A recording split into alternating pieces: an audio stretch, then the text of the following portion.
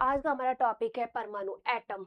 Atom किसी भी पदार्थ का सबसे छोटा वाला पार्ट होता है जिसको हम आगे डिवाइड नहीं कर सकते। एग्जाम्पल मान सकते हैं, आप ये पेन मान सकते हो या कि किसी चौक की या फिर किसी भी कार्डबोर्ड का पार्ट मान सकते हो। उसका जो सबसे स्मॉलेस्ट पार्ट होगा जिसको हम आगे डिवाइड ही नहीं कर सकते हैं, जिसको आगे डिवाइड ही नहीं कर सकते, मतलब कि वो सबसे अविभाज्य पार्ट होता है। उसको जोड़ने के बाद एक पूरे पदार्थ की स्ट्रक्चर तैयार होती है, उसे ही क्या बोलेंगे हम? एटम बोलेंगे, परमाणु बोलेंगे। Example for hydrogen, hydrogen, oxygen और कार्बन। हाइड्रोजन, ऑक्सीजन और कार्बन, ये पूरा एक एक मॉलिक्यूल्स होते हैं। एग्जाम्पल वो मानती हूँ मैं, उदाहरण के लिए हाइड्रो वाटर, वाटर का क्या फॉर्मूला होता है? H2O। इसमें वाटर H प्लस में H और साथ में एक ऑक्सीजन के मॉलिक्यूल से मिलकर बना होता है। लेकिन इसका एक जो पार्ट होता है, एक हाइड्रोजन होता है या फिर एक ऑक्सीजन होता है, इसे ही हम क्या बोलेंगे? इसे ही बोलेंगे हम एटम, या फिर इसे ही बोलेंगे हम एक परमाणु।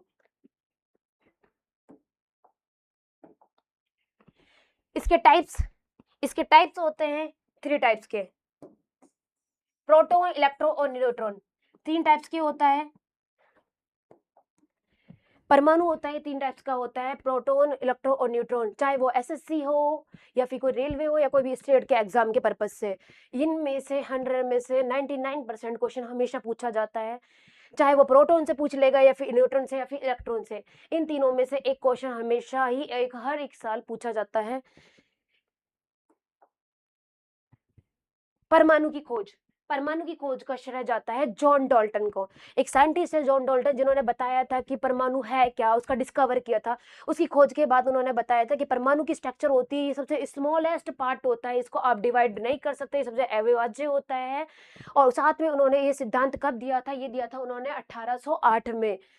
उन्होंने बताया था कि जॉन डाल्टन के अनुसार कि जो कोई भी पदार्थ होता है वो छोटे छोटे पार्टिकल से, छोटे छोटे कणों से मिलकर बना होता है। जो ये छोटे छोटे कण होते हैं, इन्हीं कणों को क्या बोला जाता है? परमाणु बोला जाता है। और यही परमाणु होते हैं, ये अविभाज्य होते हैं, मतलब कि किसी भी स्ट्रक्चर का कोई छोटा छोटा पार्ट्स होते हैं, कोई भी स्ट्रक्चर छोटे छोटे मॉलिक्यूल से मिलकर बनी होती है, और इसी मॉलिक्यूल को जब हम आगे डिवाइड नहीं कर सकते हैं तो इसे ही क्या बोलेंगे हम? एक एटम बोलेंगे, इसको ही क्या बोलेंगे? एटम बोलेंगे।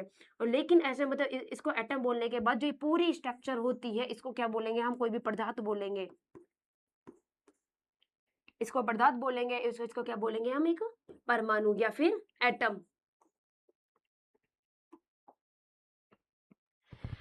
अब जब हम दो परमाणुओं को एक साथ जोड़ देते हैं या फिर दो से ज्यादा परमाणु को हम एक साथ जोड़ देते हैं, मान लिया मेरे पास 4 परमाणु है या फिर 5 परमाणु है या फिर मेरे पास 100 परमाणु है, जो तो उनको हम एक साथ ऐड ऑन करते हैं। एक साथ ऐड करने के बाद, एक के साथ एक जोड़ने के बाद, जैसे कि ह्यूमन स्ट्रक्चर में बताया था मैंने, ह्यूमन स्ट्रक्चर में क्या होता है? जब एक सेल के साथ दूसरी सेल जुड़ती है, दूसरी सेल के साथ तीसरी सेल जुड़ती है, जब वो सेल जुड़ने के बाद एक दूसरे के साथ जुड़ती है तो वो क्या बनाती है? पहले टिश्यू बनाती है, टिश्यू के बाद वो ऑर्गन बनाती है, ऑर्गन सिस्टम बनाती है, उसके बाद पूरी की पूरी स्ट्रक्चर रेडी होती है।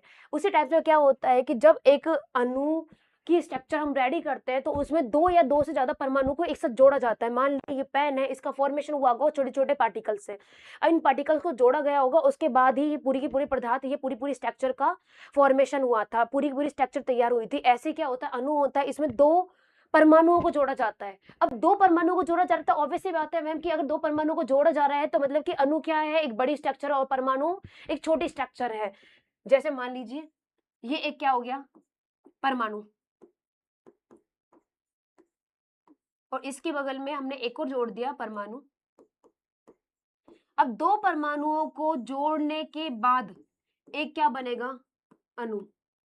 लेकिन मैम क्या हम 2 से ज़्यादा परमाणु को जोड़ सकते हैं? हाँ, अगर हम 2 परमाणु को जोड़ रहे हैं या फिर 2 से ज़्यादा परमाणु को हम एक साथ ऐड ऑन करते हैं, जोड़ते हैं, तो उसके बाद भी एक स्ट्रक्चर रेडी हो जाती है, जिसको भी क्या बोलते हैं हम? अणु। उदाहरण के लिए देखिए O2, H2O और CO2। O2, इसमें एक परमाणु और दूसरे परमाणु को जोड़ने के बाद क्या बना है? एक अणु। ऐसी वाटर, H2O में H प्लस में H प्लस में O, इसमें भी 2 हाइड्रोजन के और 1 ऑक्सीजन के एटम्स को, परमाणुओं को जोड़ने के बाद एक पूरी स्ट्रक्चर बनी है, जिसे क्या बोलते हैं हम? H2O, जो एक क्या होगा? अणु होगा। और वैसे ही कार्बन डाइऑक्साइड CO2, इसमें C कार्बन और 2 ऑक्सीजन के क्या लेते हैं हम? एटम्स लेते हैं। ये प्रॉपर एटम्स होते हैं और इनको जोड़ने के बाद जब पूरी स्ट्रक्चर तैयार होती है तो उसको क्या बोलेंगे हम? अणु बोलेंगे। ये परमाणु होते हैं। कार्बन हमारे लिए एक परमाणु है, ऑक्सीजन हमारे लिए एक परमाणु है, हाइड्रोजन हमारे लिए एक परमाणु है। लेकिन अब जब इन परमाणुओं को एक साथ हम जोड़ते हैं तो उसके बाद क्या तैयार होता है? हमारा पूरा का पूरा अणु तैयार होता है।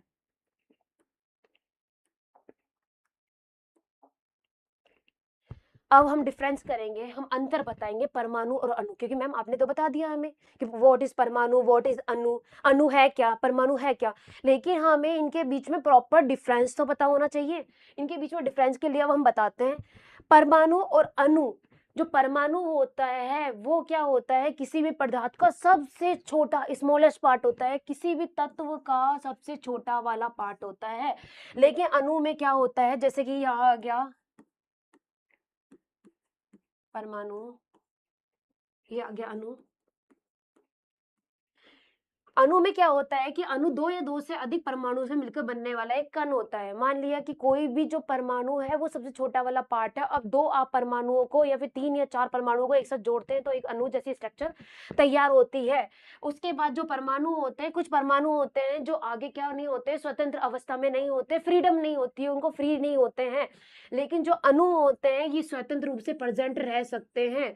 लेकिन मैंने बताया ना कि जो आपको परमाणु है ये क्या नहीं होते, स्वतंत्र अवस्था में प्रेजेंट नहीं होते हैं। इसके अलावा परमाणु का आकार क्या होता है? छोटा होता है। अणु के कंपैरिजन, वैसे भी ये स्मॉलेस्ट होता है लेकिन अणु के कंपैरिजन में भी क्या होते हैं? ये छोटे होते हैं, क्योंकि हम 2 परमाणु को जोड़ने के बाद ही एक परमाणु बना रहे हैं। 2 एक परमाणु होता है, उनको जोड़ने के बाद ही हम एक पूरा एक अणु बनाते हैं। तो क्या हुआ? हम बता ये हम देख के भी बता सकते हैं एग्जाम्पल के थ्रू भी कि ये क्या होता है कि मैम जैसे आपने बताया था CO2, उसकी कार्बन डाइऑक्साइड, H2O वाटर, इन दोनों में आपने बताया था कि मैम कि एक-एक जो मॉलिक्यूल्स थे, एक-एक परमाणु थे, उनको जोड़ने के बाद एक अणु बना था। मतलब कि जैसे आप देख सकते हैं कि मतलब ये क्या हुआ कि एक छोटा स्ट्रक्चर होती है, छोटा पार्ट होता है, इसको आगे डिवाइड नहीं कर सकते, लेकिन इसको जोड़ने के बाद नई स्ट्रक्चर तैयार हो सकती है। लेकिन अणु आकार में बड़ा होता है और ये किसके आकार में कंपैरिजन में बड़ा होता है? परमाणु के आकार में। हम ये नहीं बोल सकते ये पदार्थ के कंपैरिजन में बड़ा होता है, नहीं, पदार्थ के कंपैरिजन में छोटा होगा, लेकिन ये आपको पता है कि ये परमाणु के कंपैरिजन में तो बड़ा होगा, लेकिन अणु होता है ये अणु होता है, ये परमाणु के कंपैरिजन में तो बड़ा होता है, लेकिन जो परमाणु होता है वो अणु के कंपैरिजन में क्या होता है? छोटा होता है। अब एग्जांपल के लिए हमने बताया हाइड्रोजन और ऑक्सीजन। हाइड्रोजन और ऑक्सीजन एक एक क्या होता है? मॉलिक्यूल होता है, एक एक कण होता है। लेकिन हम जब अणु का बताएंगे तो अणु में क्या होता है? पानी, मतलब कि H2O, जिसको मैंने तोड़ के बताया था। एक परमाणु, दूसरा परमाणु और तीसरा परमाणु, इनको जोड़ने के बाद हमारा एक अणु बना था जिसको हमने बोला था H2O। या फिर oxygen gas O2, O plus में O, एक परमाणु और दूसरे परमाणु को ऐड ऑन करने के बाद, जोड़ने के बाद हमारा क्या स्ट्रक्चर बना था? ऑक्सीजन।